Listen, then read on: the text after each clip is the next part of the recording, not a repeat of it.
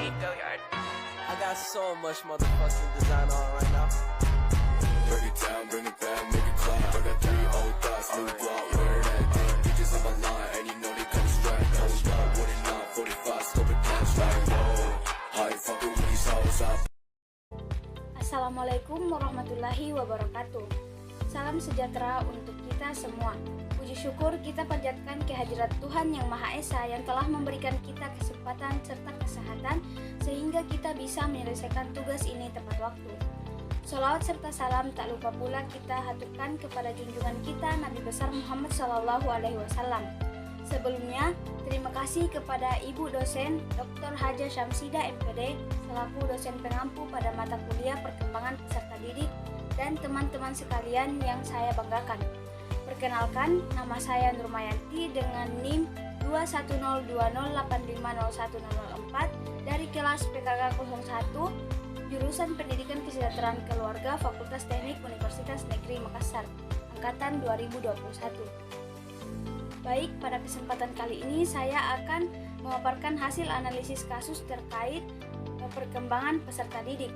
Adapun judul yang akan saya bawakan yaitu metode pembelajaran yang kurang diminati peserta didik. Alasan saya mengangkat kasus tersebut yaitu karena saya pernah jadi siswa dan sekarang saya mengambil jurusan pendidikan. Saya mengangkat kasus ini sebagai pembelajaran untuk saya pribadi dan untuk teman-teman sekalian.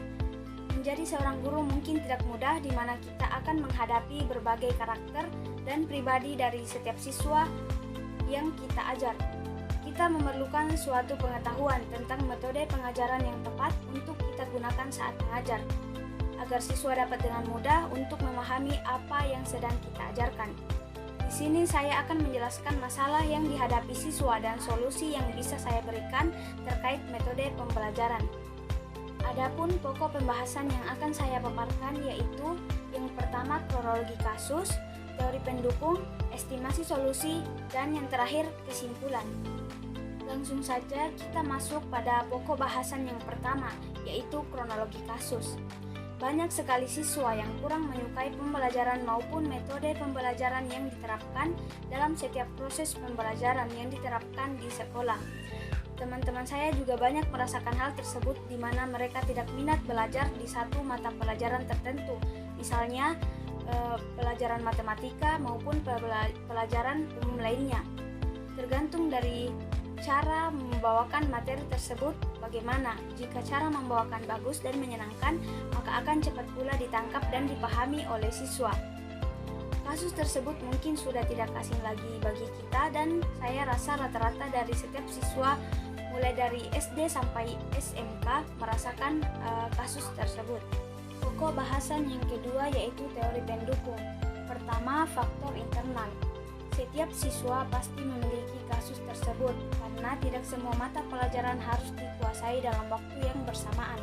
Siswa memiliki batas kemampuan masing-masing dan tidak harus memaksakan mereka untuk serba bisa. Namun, lebih baiknya jika mereka lulus di semua mata pelajaran. Hal tersebut tergantung dari dalam diri siswa itu sendiri.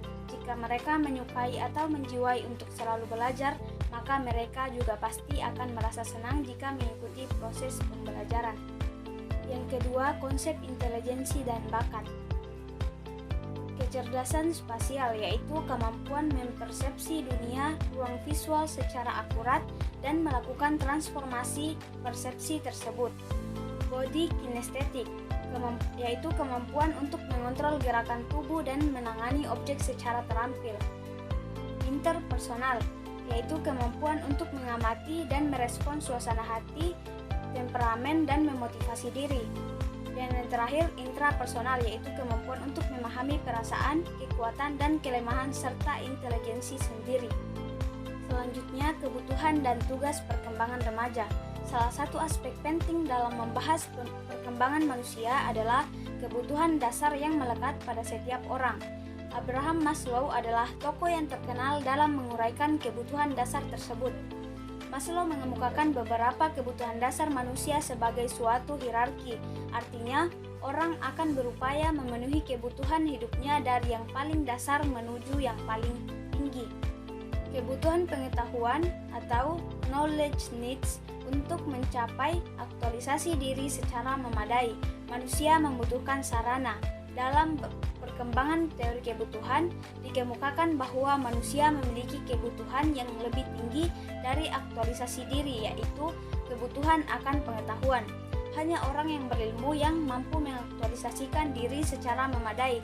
Dalam hal ini dapat dicontohkan ketika seseorang memiliki potensi yang kuat dari aspek fisik atau body kinestetik, maka ia baru akan mampu mengaktualisasikan potensi fisiknya tersebut. Selanjutnya, penyesuaian diri remaja. Sunarto dan Agung Hartono tahun 1994, halaman 182, meringkaskan penyesuaian diri sebagai usaha manusia untuk mencapai keharmonisan pada diri sendiri dan pada lingkungannya. Pencapaian keharmonisan yang dimaksud bisa berupa adaptasi dengan lingkungan, konformitas dengan suatu kelompok sosial tertentu, penguasaan suatu keterampilan tertentu untuk mengatasi tantangan hidup, dan kematangan emosional dalam arti memiliki respon emosional yang tepat dalam menghadapi segala macam situasi. Penyesuaian sosial dengan sekolah secara universal dapat dikatakan sekolah mempunyai misi menjadikan remaja sebagai manusia terpelajar, memiliki pengetahuan umum yang cukup luas, memiliki keahlian di bidang ilmu atau jabatan tertentu, dan memiliki nilai dan sikap hidup yang luhur.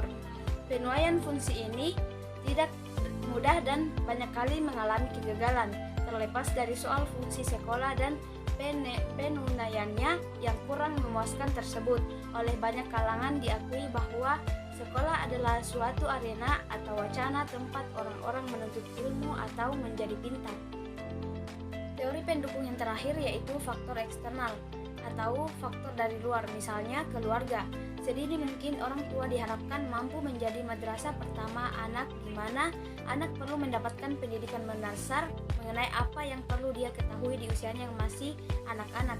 Anak yang kurang berinteraksi dengan lingkungannya, terutama lingkungan keluarga, akan merasa sendiri dan akan merasa canggung untuk menceritakan permasalahan yang dia alami.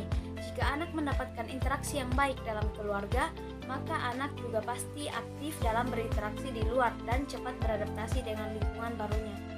Pembahasan selanjutnya yaitu estimasi solusi.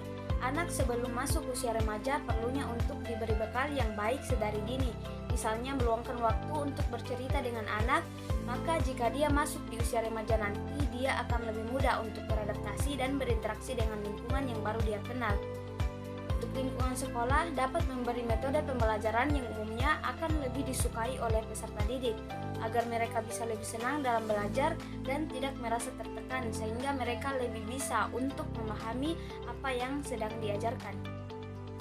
Siswa yang turun minatnya dalam mengikuti pembelajaran, mereka akan kurang merespon dan jarang mengerjakan tugas yang diberikan. Untuk mengatasi hal tersebut, kita dapat menerapkan metode pembelajaran berdiferensiasi, yaitu pembelajaran yang memberi keluasan pada siswa untuk meningkatkan potensi dirinya sesuai dengan kesiapan belajar, minat, dan profil belajar siswa tersebut. Menurut Tomlinson tahun 2000, pembelajaran berdiferensiasi adalah usaha penyesuaian proses pembelajaran di kelas untuk memenuhi kebutuhan belajar individu setiap siswa. Baik, yang terakhir yaitu kesimpulan dari pembahasan analisis kasus perkembangan peserta didik. Nana Sujana tahun 2005 halaman 76 mengatakan bahwa metode pembelajaran ialah cara yang digunakan guru dalam mengadakan hubungan dengan siswa pada saat berlangsungnya pengajaran. Yang dimaksud di sini bahwa metode merupakan sebuah cara yang digunakan guru mata pelajaran dalam menyampaikan materi ajar kepada siswanya. Metode pembelajaran tersebut harus disesuaikan dengan kebutuhan dan pokok bahasan yang diajarkan. Agar peserta didik lebih memahami materi ajar, maka kita dapat menggunakan metode ajar yang diminati peserta didik pada umumnya. Salah satunya yaitu metode pembelajaran berdiferensiasi. Baik, sekian pemaparan dari hasil analisis terkait kasus perkembangan peserta didik dari saya. Kurang dan lebihnya mohon dimaafkan. Terima kasih telah menyaksikan sampai akhir. Saya ucapkan terima kasih. Wassalamualaikum warahmatullahi wabarakatuh.